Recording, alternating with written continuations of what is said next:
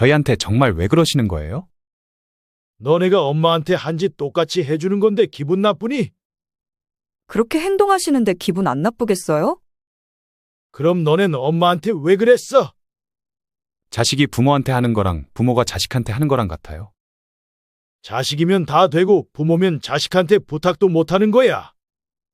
그건 아니지만 너네가 계속 엄마를 그렇게 대하면 나도 너네한테 똑같이 갚아줄 거다. 너네가 느껴봐야 그런 행동들을 더 이상 안 하지 않겠어. 방금 대화 속 주인공 71세 정길석 할아버지와 그의 아들 정연입니다. 정씨 할아버지는 얼마 전까지 정씨의 아내 강씨를 대하는 자식들의 행동에 분노했습니다. 그래서 최근에 자식들이 엄마에게 했던 행동들 그대로 자식들에게 되갚아줬습니다. 이로부터 얼마 후 자식들은 서로 무슨 얘기를 했는지 이날 다 같이 정씨의 집에 방문했습니다. 그리고는 정씨를 소파에 앉히고 왜 그러는 거냐며 한 명씩 불만을 말하기 시작했습니다. 제 아내한테 전화해서 도시락 싸달라고 부탁하는 거 제발 그만 좀 해주세요. 아버지가 도시락 싸는 게 얼마나 힘든 줄 아세요? 큰아들이 먼저 입을 열었습니다. 너는 네 아내가 도시락 싸주는 건 싫고 엄마가 너한테 도시락 갖다 바치는 건 아무렇지도 않아. 아버지, 제발 병원 갈 때 부르지 좀 말아주세요. 버스를 타시던지 택시를 타시던지. 제가 무슨 아버지 운전기사예요? 첫째가 입을 떼기 전에 막내 아들이 말을 가로챘습니다. 넌 그때 네 엄마 불러내서 병원 가서 치료받고 오지 않았어? 너는 그런 엄마를 운전기사라고 생각한 거야. 아빠, 우리 집에서 반찬 좀 그만 가져가요. 반찬 하나 만들려면 돈이랑 시간이 얼마나 드는 줄 알아요? 반찬값도 안 주시면서. 가만히 듣고 있던 둘째 딸도 한마디 내뱉었습니다. 넌 우리 집에서 반찬 가져가면서 엄마한테 10,000원 한 장 손에 쥐어준 적 있어? 둘째 딸은 그런 아버지의 되물음에 아무 말도 하지 못했습니다. 내가 너네가 한 행동 그대로 돌려준 지 얼마나 됐다고 벌써 우는 소리들을 하고 있어. 아직 한참 멀었어. 너넨 더 당해봐야 돼. 정씨 할아버지는 이 말을 마지막으로 자식들을 밖으로 내쫓았습니다. 정씨의 아내 강씨에게 그간 자식들이 어떻게 행동했길래 정씨가 이런 결정을 내렸을까요? 지금부터 그 이야기를 들려드리겠습니다.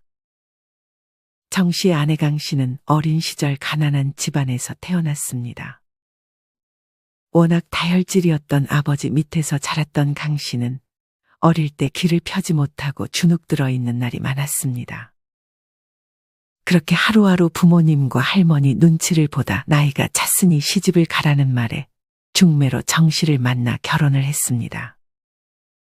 아무것도 없이 몸만 왔던 강씨는 이때부터 시집살이에 시달리기 시작했습니다. 남편 정씨는 강씨를 잘 챙겨주긴 했지만 문제는 강씨의 시어머니였습니다. 강씨의 시어머니는 강씨의 부모님보다도 훨씬 엄했고 자기 마음에 들 때까지 강씨에게 집안일이며 요리를 시켰습니다. 문제는 강씨 시어머니는 기분에 따라 기준이 바뀌었다는 것입니다. 창문 닦을 때 예전에 알려준 대로 닦았더니 왜 창문을 그렇게 닦냐고 강씨를 나무랐습니다. 음식이 왜 이렇게 짜? 소금을 얼마나 넣은 거야? 어머님께서 알려주신 만큼만 넣었는데요. 어디서 말대꾸야? 강씨는 그렇게 결혼을 하고 나서도 주눅이 들어야 했습니다. 강씨가 가장 힘들었던 날은 명절 때였습니다. 강씨의 시어머니는 명절만 되면 상다리가 부서지도록 음식을 만들었습니다.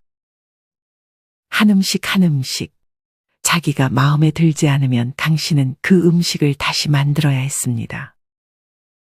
그리고 친척들 보는 앞에서 강씨를 나무라기도 했습니다. 결혼한 지 2년이 지나도록 아이를 못 낳자 그때부터 시어머니의 잔소리가 더 심해지기 시작했습니다. 다행히 이후 결혼한 지 3년 만에 강씨는 임신에 성공했고 첫째 아들을 낳았습니다. 이때부터 강 씨의 시어머니는 강 씨에게 하는 잔소리가 줄었고 얼마 안 가 시어머니는 그렇게 세상을 떠났습니다. 남편과 시어머니는 시장에서 순대를 팔고 있었는데 이제 남편 혼자 가게를 운영했고 시어머니는 돌아가실 적 남편에게 전 재산을 물려줬습니다. 남편 정 씨는 자신의 엄마가 돌아가시자마자 강 씨의 명의로 집을 하나 해줬습니다.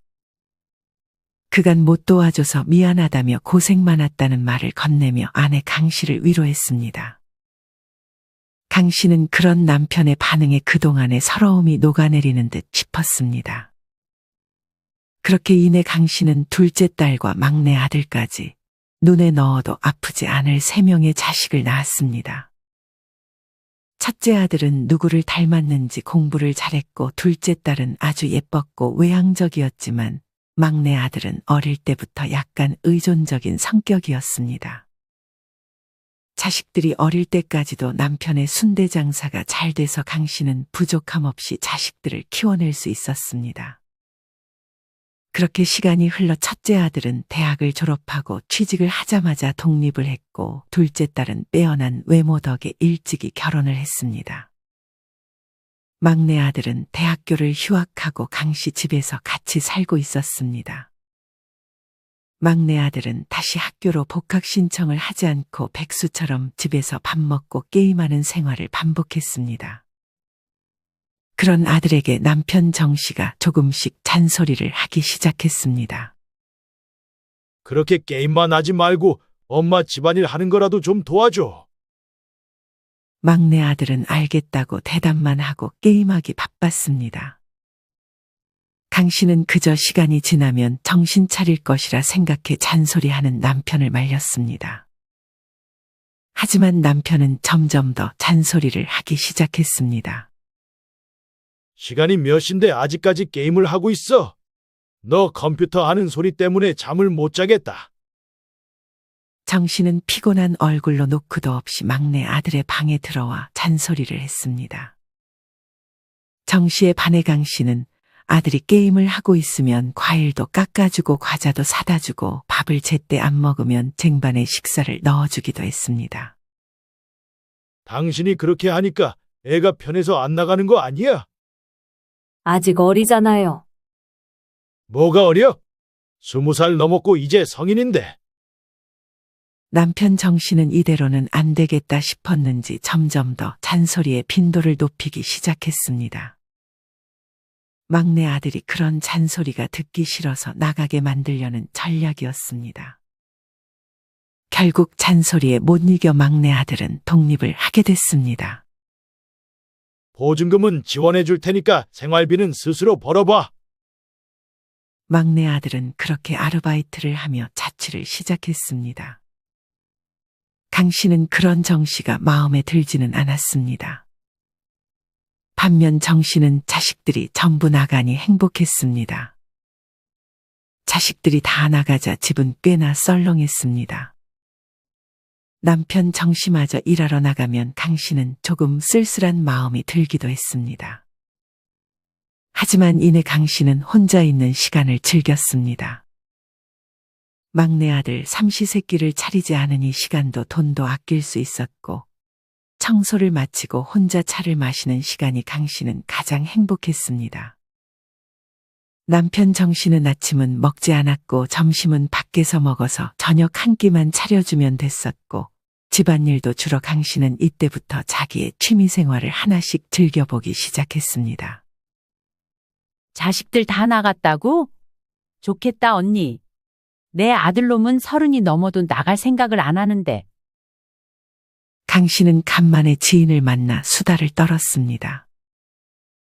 너도 우리 남편처럼 잔소리를 심하게 해봐.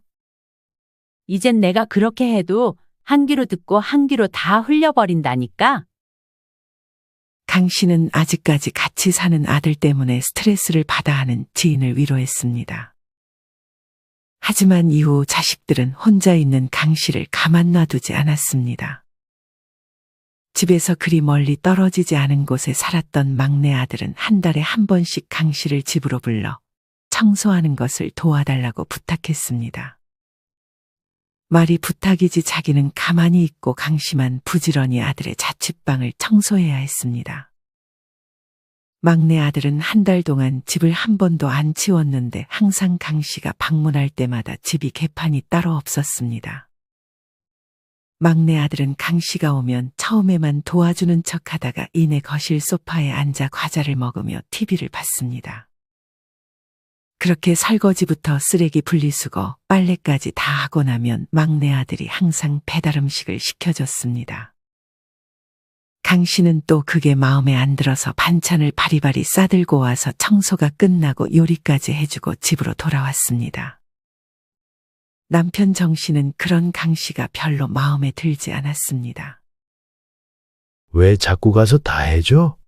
그럼 애가 당신한테 또 의지하게 되잖아. 그럼 어떡해요? 돼지우리도 아니고 저렇게 더럽게 지내게 놔둘 순 없잖아요. 그리고 막내 아들은 이제 아침과 점심을 먹으러 강 씨의 집에 찾아왔습니다. 저녁에는 정 씨가 퇴근하니 정 씨를 피해 저녁에는 집으로 돌아갔고 강 씨 혼자 있을 때는 다시금 예전에 살 때처럼 자기 방으로 들어가 게임을 하고 밥까지 먹고 갔습니다.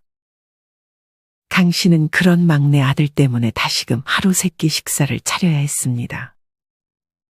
다행히 게임은 예전보다 많이 안 하는 듯 싶었지만 최근에 아르바이트를 그만둔 듯 월세 낼 것 빼면 생활비가 없다며 강 씨의 집에 와 매일같이 밥을 먹었습니다. 강 씨는 그럴 때마다 아들에게 밥을 차려줬습니다.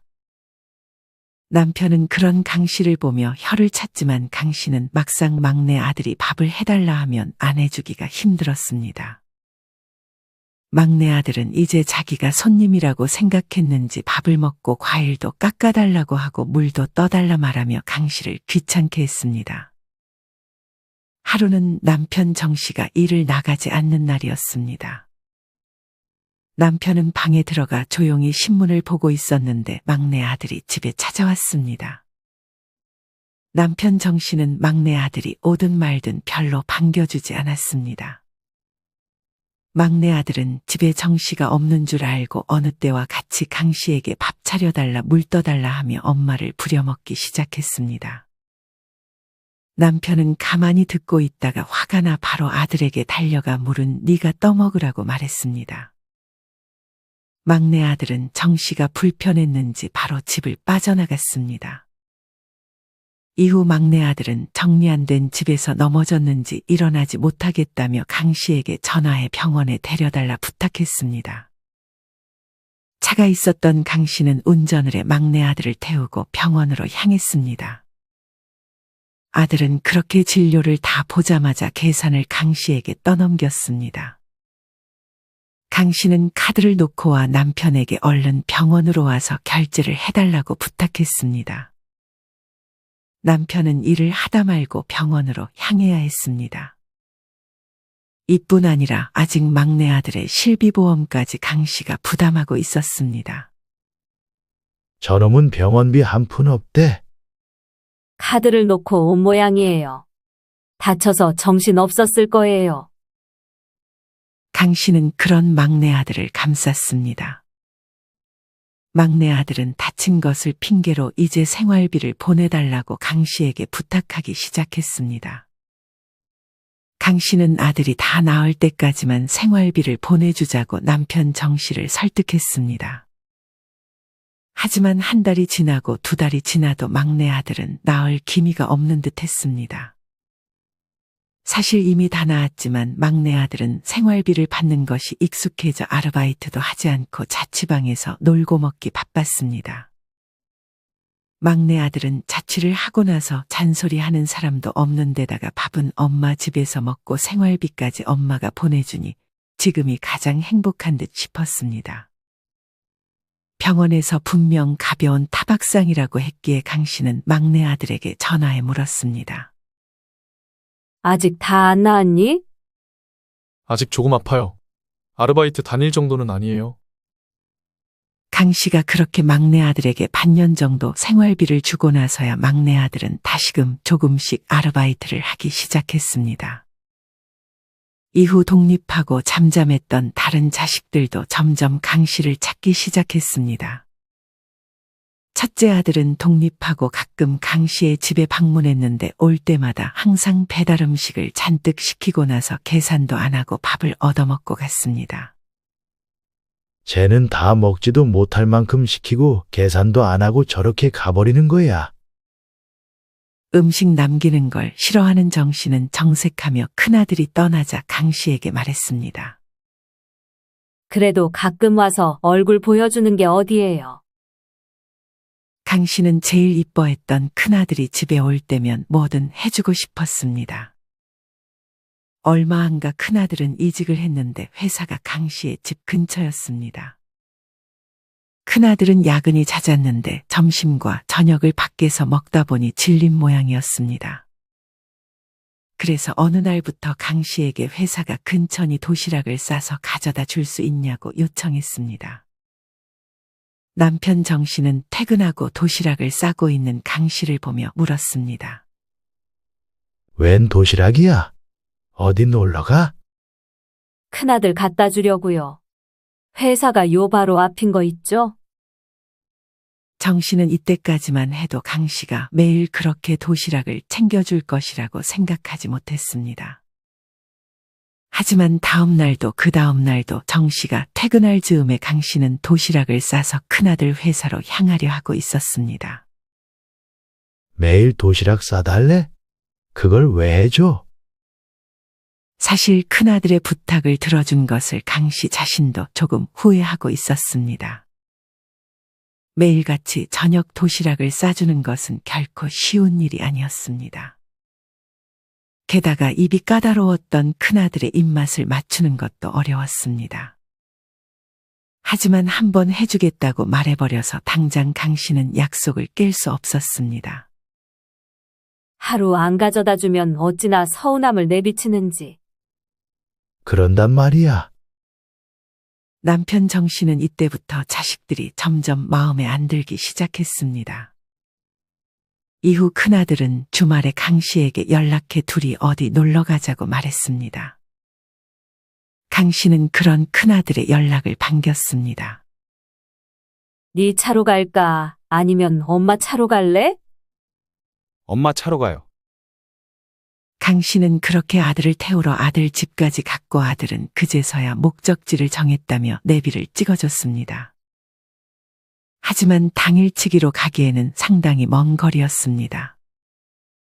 우리 당일치기로 가는 거 아니었어? 이 정도 거리면 차라리 거기서 자고 오는 게 낫지 않아? 잠은 집에서 자야죠.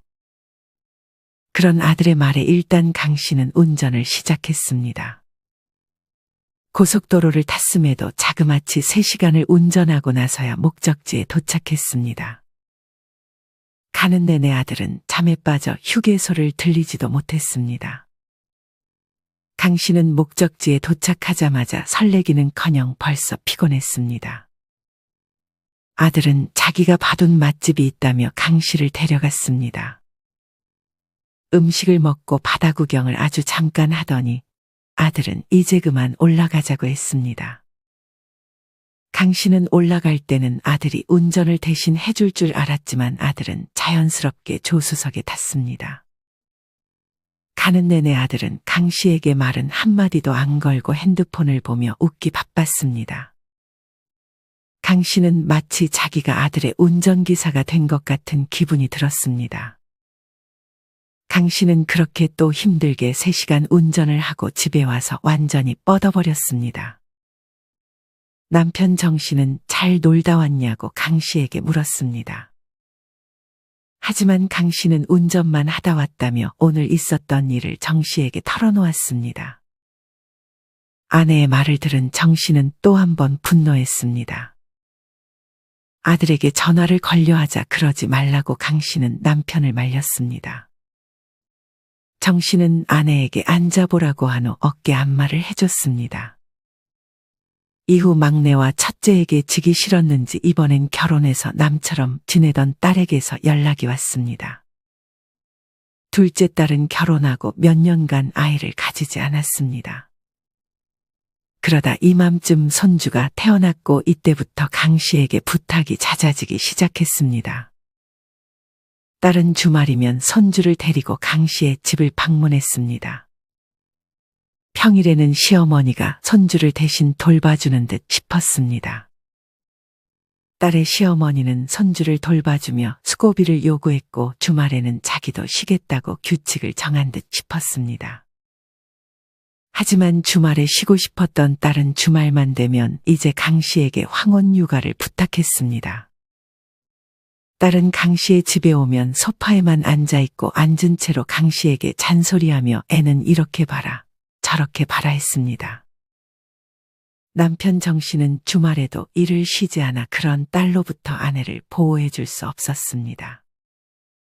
어느 날 딸은 그 나라로 기분이 안 좋았는지 강 씨가 결혼 생활은 어떤지 이것저것 물어보자 강 씨에게 그냥 애나 보라는 말을 꺼냈습니다.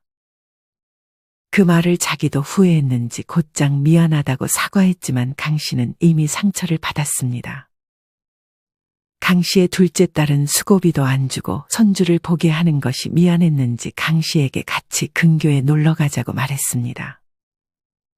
이날은 사위와 손주도 함께 찾아왔습니다.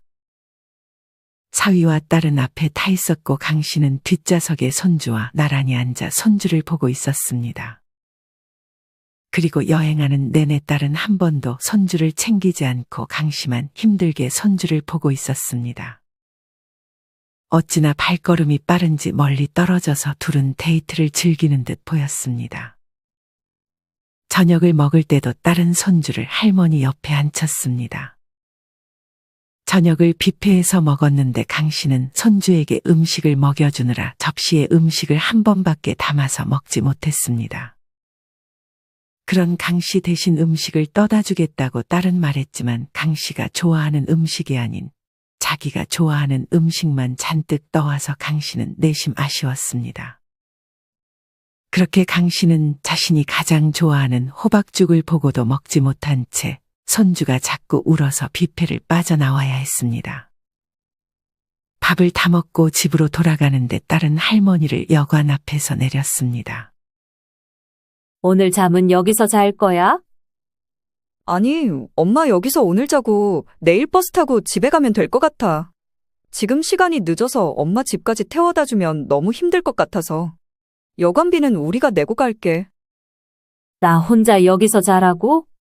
너넨? 우린 집 바로 여기니까 집에서 자야지. 강 씨는 도저히 이 상황이 이해가 가지 않았습니다. 집에 데려다 주기 힘들었으면 일찍이 버스 정류장에 세워주던지 아니면 자기 집에서 재워줘야 하는 거 아닌지 생각했습니다. 빨리 내리라는 눈치를 줘서 강 씨는 어쩔 수 없이 이 나라로 여관에서 잠을 청해야 했습니다. 이 소식을 듣고 남편은 강 씨가 있는 여관에 찾아가서 다시 강 씨를 데리고 집으로 돌아갔습니다. 남편 정 씨는 당장 딸에게 전화를 걸었지만 자고 있는지 딸은 전화를 받지 않았습니다. 얼마 안 가 남편 정 씨의 생일이 다가왔습니다. 정 씨는 자기의 생일만큼은 꼭 자식들이 와야 한다고 닥달하는 바람에 자식들은 항상 정 씨의 생일에 모였습니다. 대신 얼굴을 비추는 것으로 선물을 대신해 선물은 가져오지 말라고 해서 예전부터 선물을 나누지는 않았습니다. 그렇게 정 씨는 자기가 좋아하는 중식당을 예약해 다 같이 밥을 먹고 있었습니다. 그 와중에 막내는 늦게 도착했습니다. 정 씨의 생일에 자식들이 안 오면 강 씨가 노발대발했기 때문에 막내는 아르바이트를 마치고 부랴부랴 뛰어온 것이었습니다. 그렇게 서로 안부를 물으며 단답에 대답들이 오가고 이내 정 씨는 밥을 먹으며 술을 한 잔씩 마시더니 자식들이 엄마를 대하는 태도를 지적하기 시작했습니다. 너네 왜 자꾸 엄마를 못 부려 먹어서 안다니야? 엄마가 니네 종이야. 남편 정 씨는 자식들이 전화도 잘 받지 않고 이렇게 한 번에 모아놓고 얘기할 기회도 없어서 이날 자식들에게 그간 쌓였던 감정을 폭발시키기 시작했습니다. 당신은 가만히 있어. 남편 정 씨는 말리는 아내에게 가만히 있으라고 한 뒤 그간 있었던 일들을 하나씩 말하기 시작했습니다. 정 씨는 큰아들에게 먼저 말을 걸었습니다. 밥은 네가 알아서 먹어야지. 도시락 싸는 게 얼마나 힘든 건 줄 알아? 저도 그러고 싶은데 시간도 없고 돈도 많이 나가니까 그랬죠. 부탁할 사람이 엄마 말고 누가 있어요? 엄마도 저 도시락 싸주는 거 좋아하세요. 너 걱정돼서 싸주는 거지. 엄마 도시락 싸주느라 힘든 건 생각 안 해. 그리고 입은 왜 그렇게 까다로워? 메인 반찬은 하나면 되지. 매번 그렇게 3층 도시락을 싸줘야 되는 거야. 아들은 다른 형제들 앞에서 자신이 엄마에게 그런 부탁을 했다는 게 무안했는지 아무 말 하지 않았습니다. 그리고 너, 정 씨는 곧장 둘째에게 손가락질했습니다. 네 시어머니한테는 손주 돌보는 거 수고비도 준다며. 왜 네 엄마가 손주 돌봐주는 건 눈 하나 깜빡 안 하고 부탁하는 거야? 엄마한테까지 수고비 주면 저희 생활비는 어떻게 감당해요? 안 그래도 물가 비싼데. 그럼 고생했다고 잠이라도 좋은데 재워주던가. 엄마를 여관에서 재울 생각을 해. 네가 양심이 있어.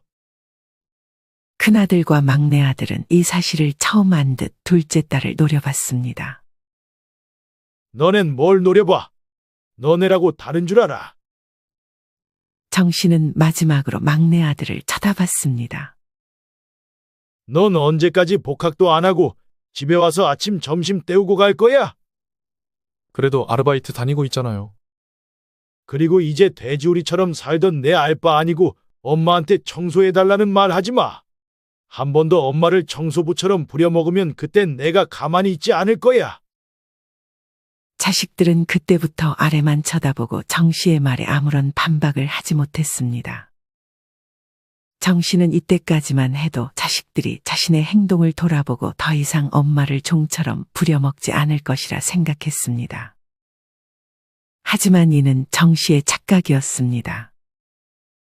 자식들은 이전의 행동 그대로 했습니다. 아내는 해를 거듭할수록 이곳저곳 쑤셔 있고 강 씨는 매일같이 아내에게 마사지를 해줬습니다. 아내는 자식들을 위했지만 자신도 이제는 힘에 부치는 듯 싶었습니다. 정 씨는 이제 방법이 없다 싶어 자식들의 행동 그대로 갚아줘야겠다고 마음먹었습니다. 남편 정 씨는 제일 먼저 막내 아들의 집으로 갔습니다. 아직도 청소하는 버릇을 들이지 못했는지 여전히 집은 개판이었습니다. 막내 아들은 누가 들어온 걸 들었음에도 방에서 게임을 하기 바빴습니다. 정 씨는 소파에 가만히 앉아 막내 아들이 들리게끔 밥 좀 차려보라고 말했습니다. 아들은 계속되는 아버지의 말에 결국 거실로 나왔습니다. 아버지가 어쩐 일이세요? 내가 밥을 못 먹어서 밥 좀 차려봐라. 네? 밥은 집에 가서 드세요. 아니면 시켜 드시던가요. 전 아까 밥 먹었어요. 난 배달 음식 안 먹는다. 아까 보니 냉장고에 재료 있더만. 막내 아들은 생활비를 아끼려 요근내 혼자서 조금씩 요리를 하기 시작한 모양이었습니다. 막내 아들은 정 씨가 꿈쩍도 안 하자 결국 주방으로 향해 요리를 하기 시작했습니다. 밥상은 초라했지만 정 씨는 맛있게 식사를 했습니다. 그리고는 돌아가서 다음 날도 그 다음 날도 오늘과 같은 방식으로 아들을 괴롭혔습니다. 그리고 정 씨는 장염에 걸리자 병원으로 향하지 않고 막내 아들의 집으로 향했습니다. 그러고는 막내 아들에게 자기를 병원에 데려달라고 부탁했습니다. 막내 아들은 또 무슨 얘기냐며 배 아프면 빨리 택시 타고 병원에 가보라고 했습니다. 하지만 정 씨는 혼자 못 움직이겠다며 아들에게 기댔습니다. 아들은 표정이 일그러진 채 정 씨와 함께 택시를 타고 병원으로 향했습니다. 정 씨는 진료를 받고 약을 타자마자 곧장 밖으로 빠져나왔습니다. 아버지가 나간 줄 모르고 있었던 막내 아들은 아버지의 이름이 불리자 그제서야 아버지가 없음을 확인하고 자기가 진료비를 대신 결제했습니다. 그러고 정 씨는 다시 막내 집으로 가서 죽을 해달라고 하고 죽까지 얻어먹고 집으로 돌아갔습니다. 아들은 그런 정 씨에게 질렸는지 아주 먼 곳으로 이사를 가려 계획했습니다. 정 씨의 다음 타겟은 큰아들이었습니다.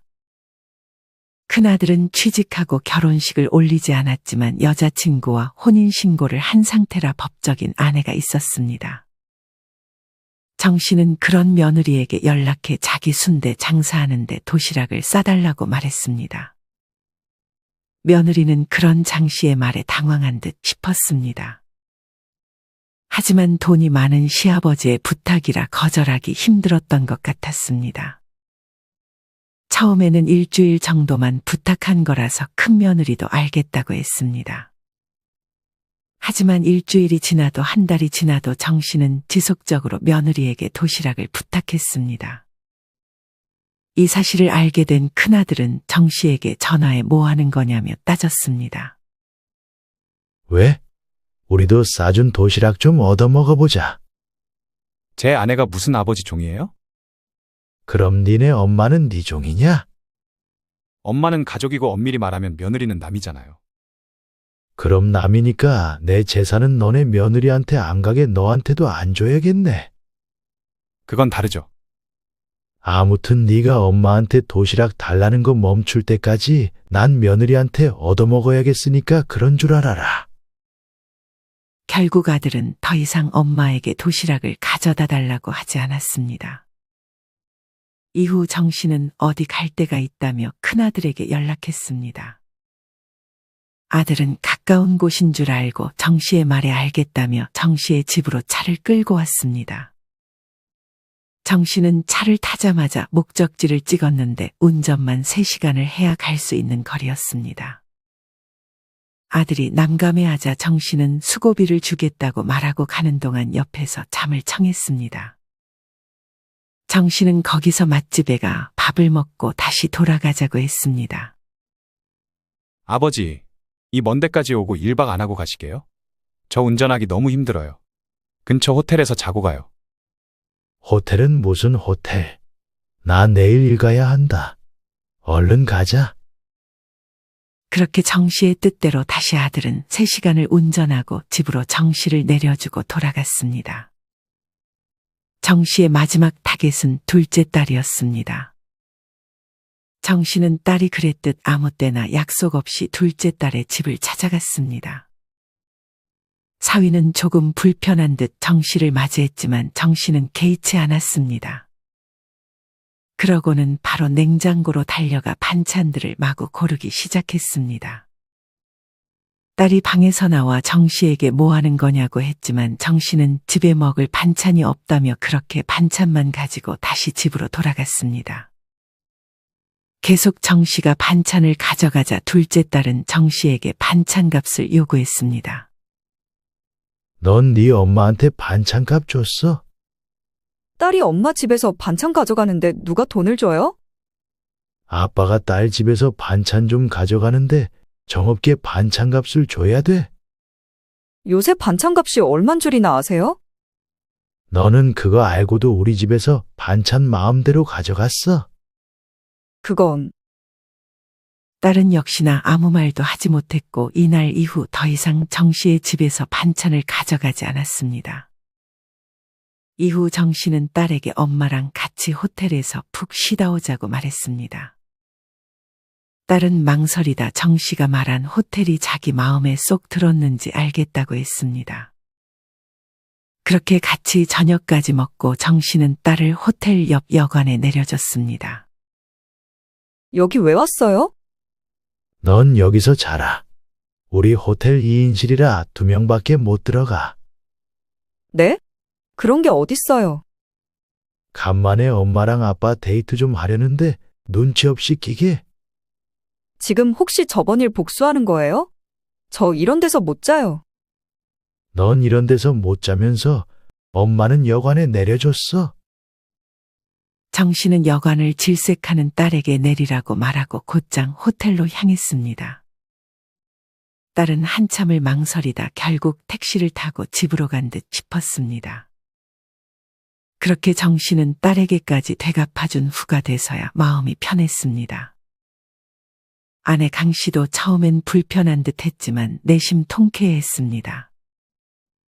이후 자식들은 자기들끼리 무슨 얘기를 나눴는지 그리 우애가 좋지 않았는데 이날만큼은 우애 좋은 형제처럼 같이 정 씨의 집에 찾아왔습니다. 자식들은 정 씨를 부르고 따지기 시작했습니다. 저희한테 정말 왜 그러시는 거예요? 너네가 엄마한테 한 짓 똑같이 해주는 건데 기분 나쁘니? 그렇게 행동하시는데 기분 안 나쁘겠어요? 그럼 너넨 엄마한테 왜 그랬어? 자식이 부모한테 하는 거랑 부모가 자식한테 하는 거랑 같아요. 자식이면 다 되고 부모면 자식한테 부탁도 못 하는 거야. 그건 아니지만 너네가 계속 엄마를 그렇게 대하면 나도 너네한테 똑같이 갚아줄 거다. 너네가 느껴봐야 그런 행동들을 더 이상 안 하지 않겠어? 자식들은 그런 정 씨의 말에 할 말이 딱히 없었습니다. 그리고 우리가 살아있을 적에 재산이 너네한테 가는 일은 없을 거다. 이미 아빠 재산 중 반은 아빠한테 있고 반은 엄마한테 있다. 너희가 잘하면 그거 조금씩 줄 생각이다. 그런 식으로 효도받으면 좋으세요? 돈 때문에 효도하는 것 같잖아요. 그냥 미리 주시는 게. 돈도 없으면 너네가 효도하겠어. 부려먹을 때까지 부려먹다 우리가 니네 도움 필요해질 때가 되면 나 몰라라 하겠지. 단호한 정 씨 할아버지의 말에 자식들은 준비한 말들을 하지도 못한 채 집으로 돌아갔습니다. 그렇게 이후 정 씨와 아내는 자식들이 자랄 때마다 돈을 조금씩 쥐어주면서 자식들을 부려먹었습니다. 병원 데려다 달라, 손주 데려와라, 반찬 가져다 달라 부탁하면 자식들이 다 들어주니 정 씨와 아내는 매우 편했습니다. 그렇게 정 씨와 아내는 돈이랑 건강을 잘 지키면서 행복하게 노후를 즐기고 있습니다. 여러분은 이런 정 씨 할아버지의 이야기를 어떻게 들으셨나요? 정 씨가 자식들이 행동한 그대로 갚아준 것이 참으로 통쾌하게 느껴지기도 합니다.